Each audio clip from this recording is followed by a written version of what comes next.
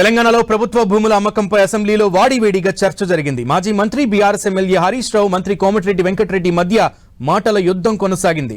ఆనాడు తమ ప్రభుత్వ హయాంలో ప్రభుత్వ భూములను అమ్మితే తప్పుబట్టిన కాంగ్రెస్ నేతలు ఇప్పుడు రాష్ట్రంలో దాదాపు 50,000 ఎకరాల ప్రభుత్వ భూములను అమ్మకానికి పెట్టారని ఎద్దేవా చేశారు హరీష్ రావు. అయితే హరీష్ కామెంట్లపై మండిపడిన మంత్రి కోమటిరెడ్డి వెంకటరెడ్డి ఆనాడు ఔటర్ రింగ్ రోడ్ను అమ్మకానికి పెట్టిన ఘన చరిత్ర బీఆర్ఎస్ దేనని కౌంటర్ ఇచ్చారు.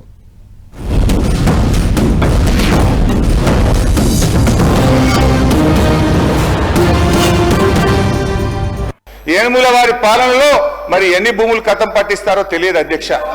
ఎందుకంటే అధ్యక్ష, గచ్చిబౌలిలో 400 ఎకరాలను వేలం చేయడం ద్వారా 30,000 కోట్లు రాబట్టాలని నిర్ణయించారు. ఇప్పటికే టీజీఐసి భూములు తాకట్టు పెట్టి 10,000 కోట్ల రూపాయలు అప్పు తెచ్చారు. ఇప్పుడేమో హెచ్ఎండిఏ ఆస్తులు తాకట్టు పెట్టి మరో 20,000 కోట్ల అప్పు తెస్తామని మొన్ననే అసెంబ్లీలో సమాధానం చెప్పారు.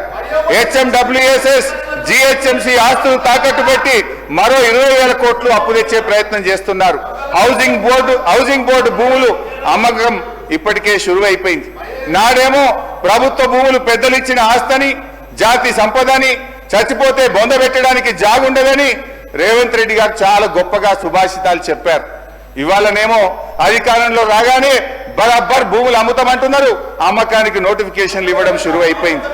అధ్యక్ష, అమ్మొద్దని ఆక్షేపించిన నోటితోనే ఇవాళ భూములను అర్రాస్ పాట పాడుతా ఉన్నారు. అధ్యక్ష, 2 మాసాల ముందు ఎన్నికలు 2 విషయాలు చెప్తా సార్ మీకు.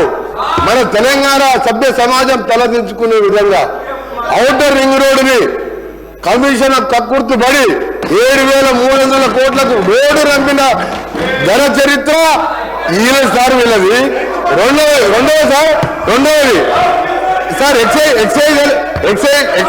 ఎప్పటి వరకు ఉంటుంది సార్? ఎక్సైజ్ షాప్స్ రెస్టారెంట్ది ఇంకా 3 నెలల సమయం ఉంటే 3 నెలల ముందే అప్లికేషన్ తీసుకొని నిరుద్యోగుల దగ్గర 2,000 కోట్ల రూపాయల నాన్ రిఫండబుల్ మీద వసూలు చేసి షాపులు కేటాయించుకొని ఎన్నికల ముందు చేసిన కథలు. ఇక భూముల అమ్మకాలు, కోకాపేట్ల యాక్షన్లు, వీళ్ళ బిరామీలు 100 కోట్ల లెక్క పెట్టిన భూముల దగ్గర చరిత్ర మేము చెప్తాం, ఆ రిప్లై చెప్తాం. హరీష్ రావు గారు దేశంలో, రాష్ట్రంలో, మన దేశంలో కాదు ప్రపంచంలో ఎక్కడ కూడా మీ కట్టే రోడ్డు విలువ అధ్యక్ష, ఆ కన్స్ట్రక్షన్ కాస్తే 6,500 కోట్లు. రోడ్డు ల్యాండ్ ఎక్వేషన్ కలిసి కదా ఆ రోడ్డు విలువ 1,00,000 కోట్ల పైన ఉంటుంది అధ్యక్ష.